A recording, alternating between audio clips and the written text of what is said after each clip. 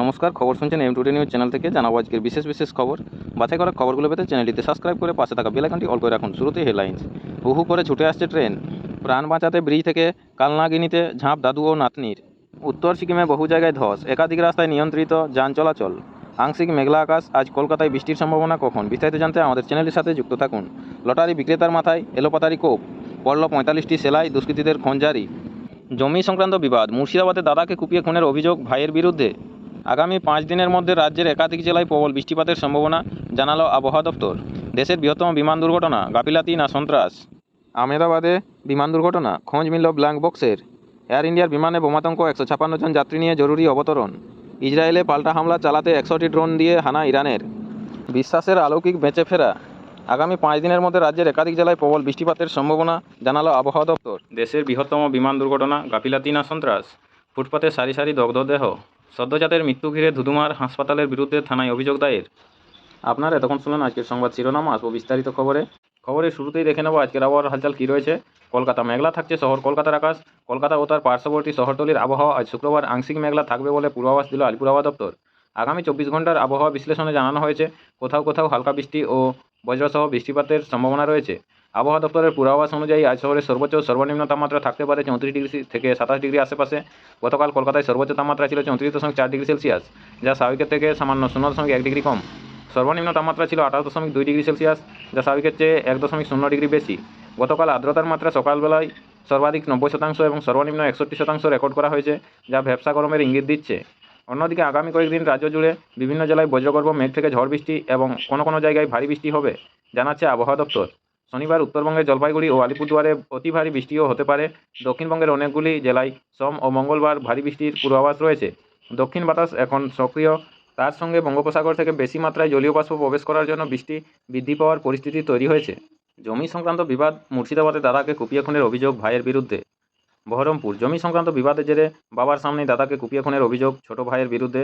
বৃহস্পতিবার গভীর রাতে ঘটনাটি ঘটেছে মুর্শিদাবাদ জেলায় বড়গাঁ থানার অন্তর্গত 5 থুপি গ্রাম পঞ্চায়েতের বেলগ্রাম।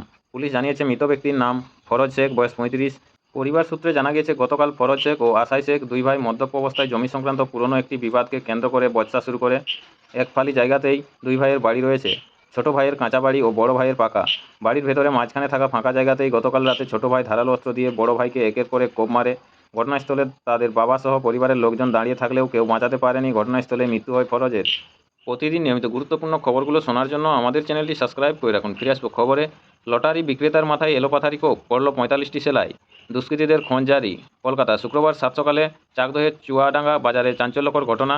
এক লটারি বিক্রেতার মাথায় এলোপাথারি কোপ দেওয়ার অভিযোগ দুষ্কৃতীদের বিরুদ্ধে। ঘটনায় গুরুতর জখম ওই ব্যবসায়ী। স্থানীয় সূত্রে খবর, শুক্রবার সকালে চুয়াডাঙ্গা বাজারে শঙ্কর রায় নামে এক লটারি বিক্রেতা লটারি বিক্রি করছিলেন। সেই সময় 5 দুষ্কৃতী আচমকাই শঙ্করকে ধারালো অস্ত্র দিয়ে এলোপাথারি কোপাতে শুরু করে, কিন্তু প্রাথমিক আতঙ্ক কাটিয়ে উঠে স্থানীয়রা জোর বাঁধতেই পিটান দেয় দুষ্কৃতীরা। জখম অবস্থায় স্থানীয়রাই শঙ্করকে চাকদহ স্টেট জেনারেল হাসপাতালে নিয়ে আসে। সেখানে তার সারা শরীরে মোট 45টি সেলাই পড়েছে বলে জানা গিয়েছে। হামলার খবর পেয়ে বাজারে গিয়ে তদন্ত করেছে পুলিশও। পুরনো শত্রুতার জেরেই দুষ্কৃতীরা এই কর্মকাণ্ড ঘটিয়েছে বলে অনুমান। দুষ্কৃতীদের খোঁজে তল্লাশি অভিযান শুরু করা হয়েছে। হু করে ছুটে আসছে ট্রেন। প্রাণ বাঁচাতে ব্রিজ থেকে কালনাগিনিতে ঝাঁপ দাদু ও নাতনির। আপনাদের সকলকেই বলা হচ্ছে, যারা নিয়মিত গুরুত্বপূর্ণ খবরগুলো শুনতে চান অবশ্যই আমাদের চ্যানেলটি সাবস্ক্রাইব করে রাখুন। ফিরে আসবো খবরে। কলকাতা, শুক্রবার কাকদ্বীপে চাঞ্চল্যকর ঘটনা। প্রাণ বাঁচাতে ব্রিজ থেকে নদীতে ঝাঁপ দাদু ও নাতনির। ট্রেন আসছে দেখে রেল ব্রিজের উপর থেকে নদীতে ঝাঁপ আহত হয়েছেন দুইজনই। স্থানীয় বাসিন্দারা তাদের উদ্ধার করে কাকদ্বীপ মহকুমা হাসপাতালে নিয়ে যান। সূত্রের খবর, আহতরা হলেন সাধন দাস, বয়স 60 ও দীপশিকা দেবনাথ, বয়স 6। তাদের বাড়ি কাকদ্বীপের হারউড পয়েন্ট কোস্টাল থানার অক্ষয়নগর শিবপুরে। স্থানীয় সূত্রে জানা গিয়েছে, শুক্রবার সকাল 10টা নাগাদ অক্ষয়নগর থেকে কালনাগিনি নদী রেল ব্রিজে পেরিয়ে দাদু ও নাতনি পায়ে হেঁটে কাকদ্বীপ স্টেশনে যাচ্ছিলেন। সেই সময় কাকদ্বীপ স্টেশন থেকে একটি ট্রেন ছেড়ে নামখানার দিকে যাচ্ছিল। ট্রেনটি যখন রেল ব্রিজের কাছে চলে আসে, তখন ওই দাদু ও নাতনি হকচকিয়ে যান। তারা জীবন বাঁচানোর তাগিদে রেল ব্রিজের উপর থেকে কালনাগিনি নদীতে ঝাঁপ দেন। তাদের চিৎকার শুনে স্থানীয় বাসিন্দারা নদীতে নেমে দুজনকেই উদ্ধার করে হাসপাতালে নিয়ে যান। বর্তমান দুজনেই হাসপাতালে চিকিৎসাধীন রয়েছেন। স্থানীয় বাসিন্দারা জানিয়েছেন, ওই সময় নদীতে ঝাঁপ না দিলে দুজনেই নিশ্চিত ট্রেনে কাটা পড়ত। সদ্যজাত মৃত্যু ঘিরে ধুধুমার হাসপাতালের বিরুদ্ধে থানায় অভিযোগ দায়ের। জলপাইগুড়ি, সদ্যজাতের মৃত্যু ঘিরে জলপাইগুড়ির রায়গঞ্জ গ্রামীণ হাসপাতালে ব্যাপক উত্তেজনা। চিকিৎসায় গাফিলাতির অভিযোগ তুলে থানায় দ্বারস্থ সদ্যজাতের পরিবার। বৃহস্পতিবার রাতে 3 দিনের এক সদ্যজাতের মৃত্যু ঘিরে ধুধুমার বাঁধে রায়গঞ্জ গ্রামীণ হাসপাতালে। পরিবারের অভিযোগ, বৃহস্পতিবার বিকেলে সংকটজনক অবস্থায় ছুটি দিয়ে দেওয়া হয় ওই সদ্যোজাতকে। বলা হয় জলপাইগুড়ি মেডিকেলের সুপার স্পেশালিটি হাসপাতালে দেখাতে হবে শিশুটিকে। এর কিছুক্ষণের মধ্যেই নিস্তেজ হয়ে পড়ে শিশুটি। জলপাইগুড়ি মেডিকেলের সুপার স্পেশালিটি হাসপাতালে নিয়ে যাওয়া হলে কর্তব্যরত চিকিৎসক শিশুটিকে মৃত বলে ঘোষণা করেন।